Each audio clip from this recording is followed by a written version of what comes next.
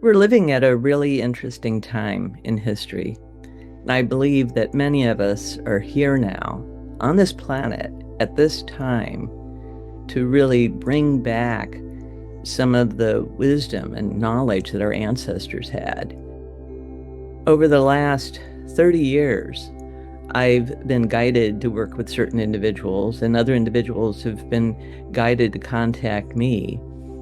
And frequently, what happens is that there is this synchronicity between a dream that they've had and a dream that somebody else has had, or even sometimes a dream that I've had, that then has brought really great insights into understanding some of these ancient symbols found all throughout the world, and really telling us something about what all of our ancestors knew. All of our ancestors understood the really true workings of nature.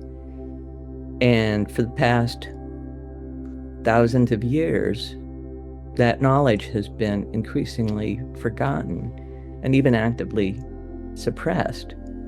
And yet, it's coming back, and it's coming back in the most magical ways. I'll go over some of these symbols and what they mean, and how they really relate to a new theory of consciousness and human potential, and why it is that some of us seem to be able to access things that are not in local time and space.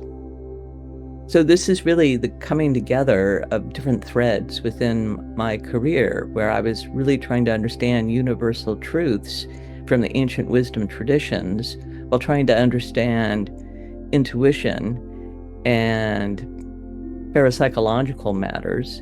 At the same time, I was trying to understand how the brain worked and what consciousness is.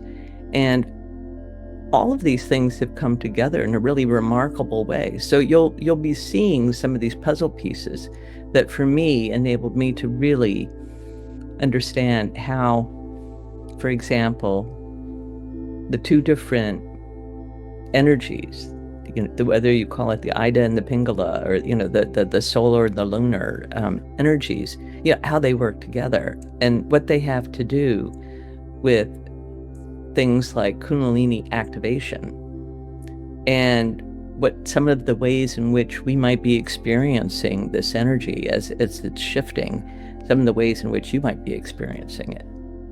And so I hope to share this with you. I hope that you'll join us and that you feel guided to come. Thank you.